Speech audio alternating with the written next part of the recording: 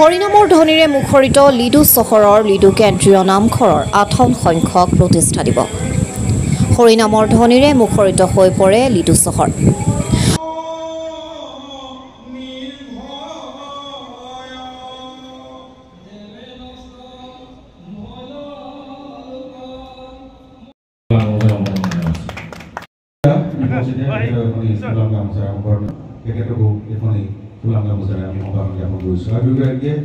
প্ৰতিষ্ঠা দিৱস উপলক্ষে আজি আজিৰ পৰা আৰম্ভ হৈছে লিডু কেন্দ্ৰীয় নামঘৰৰ ৮ম সংখ্যক প্ৰতিষ্ঠা দিৱস আৰু ৪ৰ্থ বাৰ্ষিক ভাগৱত পাঠ ব্যাখ্যা অনুষ্ঠান। তিনিদিনীয়াকৈ অনুষ্ঠিত হোৱা প্ৰতিষ্ঠা দিৱস আৰু ৪ৰ্থ বাৰ্ষিক ভাগৱত পাঠ ব্যাখ্যা অনুষ্ঠান কাৰ্যসূচী পুৱা পাতক প্ৰসংগৰ পাছতে ধৰ্মধ্বজ উত্তোলনেৰে পাতনি মেলা হয়। ধৰ্মধ্বজ উত্তোলনেৰে কাৰ্যসূচী পাতনি মেলে লিডু কেন্দ্ৰীয় নামঘৰৰ পৰিচালনা সমিতিৰ সভাপতি তৰুণ গগৈ। স্মৃতি তৰ্পণ শুভাৰম্ভ কৰে অভ্যৰ্থনা সমিতিৰ সভাপতি দীপক চেতিয়া আৰু কাৰ্যকৰী সভাপতি উৎপল কোঁৱৰে। নাম প্ৰসংগৰ পাছতে বিশ্ব শান্তিৰ বাবে আয়োজন কৰা ভাগৱত পাঠ আৰু ব্যাখ্যা আৰম্ভ কৰে।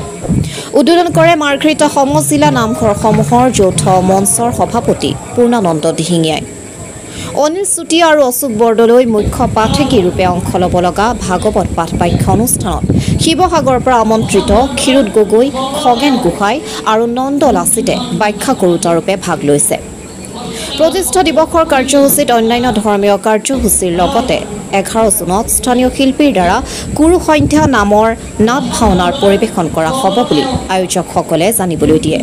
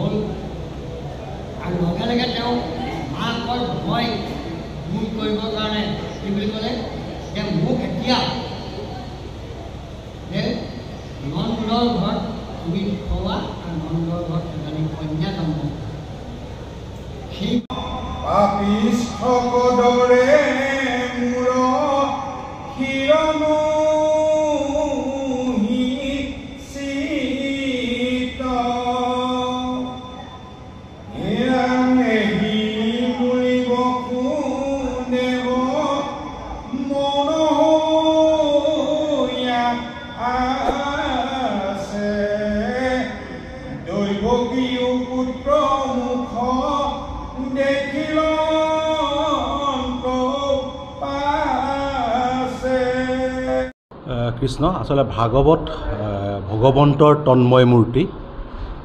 ভাগৱত শ্ৰৱণ কীৰ্তনৰ জৰিয়তে ভগৱানক লাভ কৰিব পৰা যায় বুলি কয়। নিশ্চিতভাৱে ভাগৱতৰ মহত্ব আছে। তিনিচুকীয়া জিলাৰ বিভিন্ন জাতি জনগোষ্ঠীৰ মিলনভূমি লিডু। এই লিডু অঞ্চলৰ এটা স্বৰ্ণজয়ন্ত জয়ন্তী বৰ্ষ গৰকা নামঘৰ লিডু কেন্দ্ৰীয় নামঘৰ। এই লিডু কেন্দ্ৰীয় নামঘৰে তিনিদিনীয়া কাৰ্যসূচীৰে ভাগৱত পাঠ ব্যাখ্যা অনুষ্ঠানৰ লগতে লিডু কেন্দ্ৰীয় নামঘৰৰ 58 সংখ্যক প্ৰতিষ্ঠা দিৱস তিনিদিনীয়া কাৰ্যসূচীৰে উদযাপন কৰা হৈছে। 11 জুন তাৰিখে এই অনুষ্ঠানৰ সমাপন ঘটিব। মাৰ্ঘেৰিটা সমজিলাৰ বিভিন্ন প্ৰান্তৰ ভকত বৈষ্ণৱে এই অনুষ্ঠানত অংশগ্ৰহণ কৰিছে।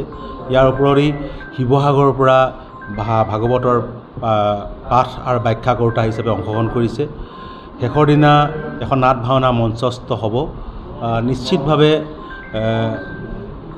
এই কলিযুগৰ সময়ত আমি ভগৱানৰ নাম ল'ব লাগিব আৰু আধ্যাত্মিক চিন্তা চৰ্চাৰে আমাক নতুন প্ৰজন্মক দীক্ষিত কৰি তুলিব লাগিব, যাতে সুস্থ সামাজিক পৰিৱেশ আমি ৰক্ষা কৰিব পাৰোঁ। মানুহৰ মন মগজুত আধ্যাত্মিক চিন্তা চৰ্চাৰে ধৰ্মীয় চিন্তা চৰ্চাৰে আমি তেওঁলোকক এটা সুস্থ বাতাবৰণ আমি দিব পাৰোঁ আৰু এই পৰিৱেশ গঠন কৰিবৰ কাৰণে এই ভাগৱত পাঠ আৰু ব্যাখ্যা অনুষ্ঠানৰ আয়োজন কৰা হৈছে।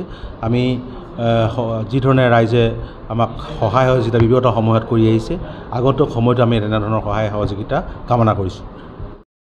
লিডু কেন্দ্ৰীয় নামঘৰৰ 58 সংখ্যক প্ৰতিষ্ঠা দিৱসৰ লগত সংগঠিত ৰাখি ভাগৱত পাঠ আৰু ব্যাখ্যা অনুষ্ঠান আয়োজন কৰা হৈছে। আজিৰে পৰা শুভাৰম্ভ হৈছে, পতাকা উত্তোলনকে আৰম্ভ কৰি আৰু ইতিমধ্যে আমাৰ ভাগৱত ব্যাখ্যা চলি আছে আৰু বিভিন্ন প্ৰান্তৰ পৰা ধৰ্মপ্ৰাণ ৰাইজ উপস্থিত হৈছে এই কেন্দ্ৰীয় নামঘৰলৈ আৰু সমূহ ৰাইজৰ আমি উপস্থিতি কামনা কৰিছোঁ। 9-10-11 আৰু অন্তিম দিনা কুৰু ইণ্ডিয়া নামৰ নাট ভাওনাখন এই কেন্দ্ৰীয় নামঘৰতে মঞ্চস্থ কৰা হ'ব আৰু আমাৰ লিডুৰ মাৰ্ঘেৰিটা স্থানীয় যুৱকসকলৰ প্ৰতিভাৱান যুৱকসকলৰ দ্বাৰা এই নাটখন অনুষ্ঠিত হ'ব। গতিকে সমূহ ভক্তপ্ৰাণ ৰাইজৰ আমি উপস্থিতি একান্তভাৱে কামনা কৰিছোঁ।